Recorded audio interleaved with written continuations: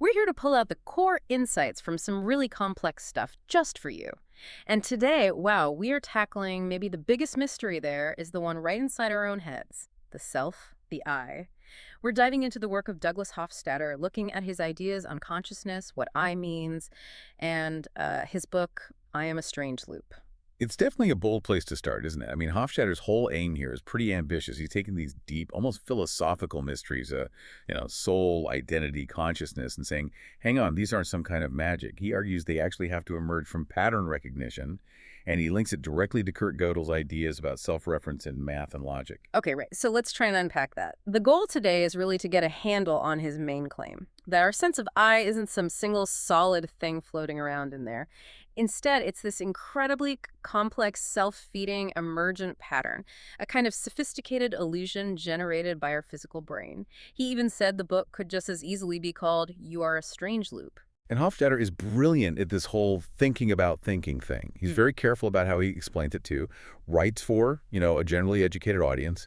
He tends to sidestep really dense jargon and uses loads of analogies, metaphors, personal stories even, to make these, frankly, quite heavy ideas really stick.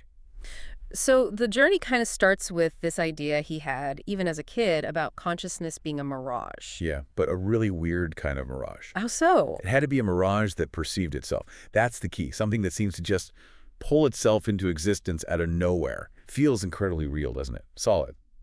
But then you try and pin it down, find the physical thing that is the self. And it just dissolves back into processes? Exactly, it dissolves. It's an illusion, yes, but maybe an unavoidable one that's actually central to how we experience reality. That idea immediately bumps up against how most people think about consciousness, or maybe a soul. It's usually seen as all or nothing. You either have one or you don't. Right, the binary view. Hofstadter throws that out completely. He argues for a spectrum. A spectrum of souledness. That's his term, yeah, souledness. He says it's a shaded, blurry numerical variable, not an on-off switch, more like a dimmer dial, and it varies continuously across different species, depending on how complex their underlying hardware, their brain is, how much complexity it can support for this self-referential pattern. Okay, so on this dimmer dial, where do things sit? Well, normal adult humans are way up there, lots of consciousness. Then maybe dogs, chickens, less, but some. And then way down at the bottom, you've got things like microbes or mosquitoes with little or no consciousness, almost none. It's funny, he uses his own experience to illustrate this, doesn't he? The vegetarianism thing. Oh yeah, the Roald Dahl story, pig. Yeah. He read it, felt deeply for the animals suffering and just stopped eating mammals, for moral reasons. He saw them as having significant souledness. But then, a mosquito. Swats it, without a second thought. And that huge difference in reaction, treating a pig one way, a mosquito another, he says that shows we all unconsciously operate on this kind of spectrum. We have this internal calculus about degrees of complexity, degrees of soul. Did he ever try to, quantify the mosquito's soul? He did, kind of jokingly, estimated in maybe 1/1,000,000th of a human soul. But the reasoning behind it is serious. The mosquito's brain just doesn't have the complexity. It lacks the building blocks, these abstract symbols like myself, part, place, that you need to build up a reflective eye.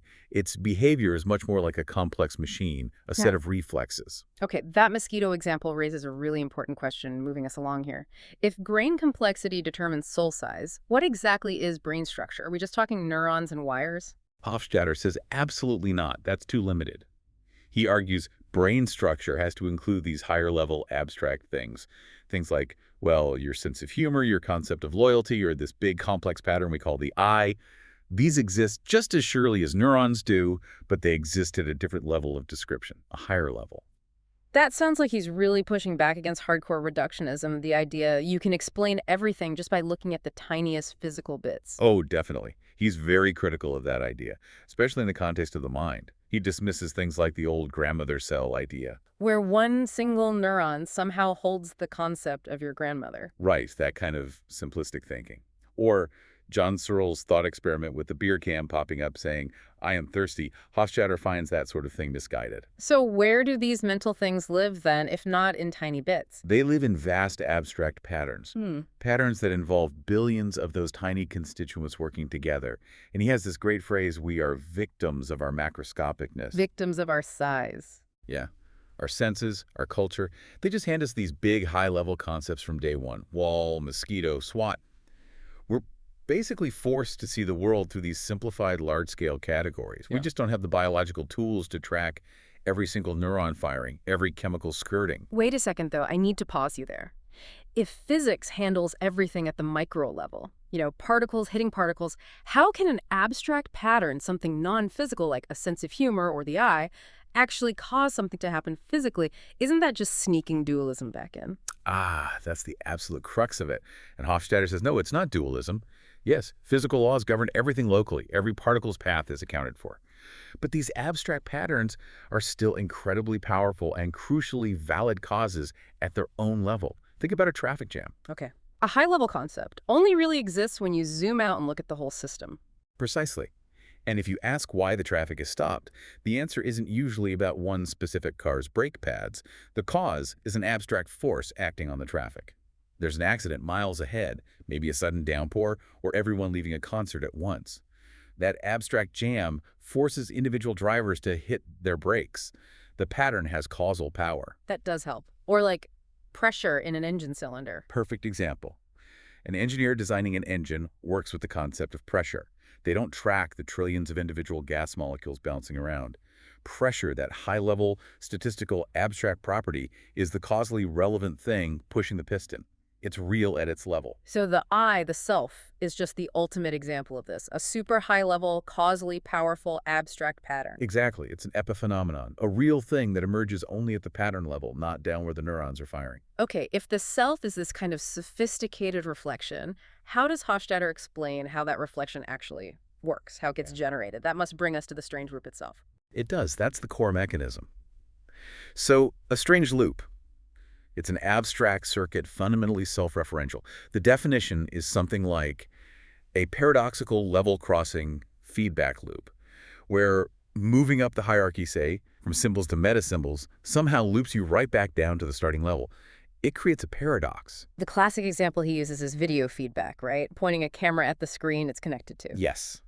That's the most immediate visual way to grasp it.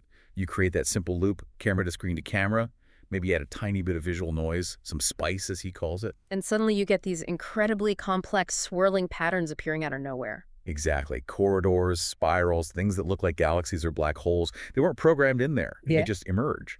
And crucially, they become stable. That circularity, the loopiness, brings them into existence and they become locked in. They sustain themselves, constantly refreshing. They create a whole new level of reality, these epiphenomena. And the human self, our sense of I, is the most mind-blowing example of this loop in action. Hofstadter says it needs two very specific things to happen, right? An ability and an inability. That's right. Two ingredients. First, the ability. What he calls representational universality. Our brains, he argues, have crossed a certain threshold, the Gödel-Turing threshold. What that means, basically, is that our concepts can be endlessly extended and nested within each other. Think about almost any complex concept. Like grocery store checkout stand. Perfect. That one concept immediately pulls in dozens of other nested symbols. Hmm. Scanner, conveyor belt, credit card, pin pad, bagging area, impulse buy candy. This power to endlessly nest and combine concepts means our brain can model almost any pattern, including eventually its own processes. It can think about thinking. Self-reference becomes possible. Okay, so that's the incredible ability. What's the necessary inability? He calls it cladronic blindness, which sounds bad, but it's essential. Glugerotic blindness, meaning we're blind to our own inner workings, to the nuts and bolts. Exactly. We are fundamentally, congenitally unable to perceive the low-level machinery directly. We can't feel our neurons squirting chemicals or sense the intricate firing patterns in real time. We operate entirely at the level of high-level symbols and concepts. And that blindness is what forces us to perceive that whole swirling, complex pattern of self-reference, not as machinery, but as a single unified thing. As I. Precisely. It forces us to hallucinate this stable entity, the I, which then feels like it's in charge, exerting what Hofstadter calls upside-down causality. The feeling that I decide and then the neurons obey. Yeah, that feeling. The illusion that the high-level thought commands the low-level physics. It's the combination, the universal representational ability, plus the necessary blindness to the mechanics that creates the strange loop of selfhood, makes it feel so solid and real. And this loops back, pun intended, to Gödel, and even biology.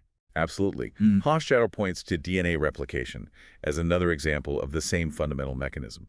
DNA is a blueprint that contains the instructions for building the machinery that copies the blueprint itself. It's self-referential at its core. Like a recipe that includes the instruction, make a complete copy of this recipe. Exactly like that. It's the same Gödelian trick, a pattern containing the instructions to replicate the pattern. It shows how incredibly profound things life itself, consciousness, can emerge from simple physical laws when you introduce these stable, self-mapping structures. Okay, so we've built the loop. Now, Hofstadter uses this non-magical view of the self to explore other things, like how we connect with others, and even what happens, well, after death. He seems to agree with philosophers like Derek Parfit, right? That if you push identity with weird thought experiments, like teleporting copies of yourself, Yeah, the whole teleporting to Venus and Mars scenario. the classic idea of a single, indivisible I, the Cartesian ego just falls apart, becomes unclear, indeterminate. Completely. The question, which one is really me, stops making sense in those extreme cases. It shows the edges of the self aren't sharp lines, they're fuzzy gradients. And this fuzziness relates to empathy. Because our brains are universal pattern matchers, they can model other people too. Yes, that's a key consequence. Our brains are so powerful at modeling that we inevitably model other conscious beings. This leads to what he calls the interpenetration of souls. It's the root of empathy, this drive to simulate, to try and see the world from inside someone else's head.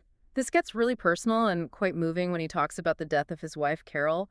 If the soul, the I, is just this complex pattern in the brain's hardware, does it just blink out of existence when the hardware fails? Hofstadter argues, not entirely, no. When someone you're deeply connected to dies, their complex pattern doesn't just vanish into thin air.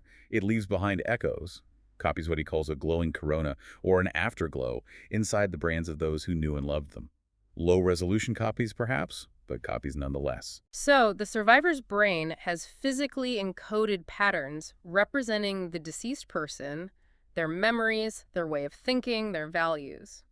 Exactly. Stable neural pathways have been formed that represent that person's perspective.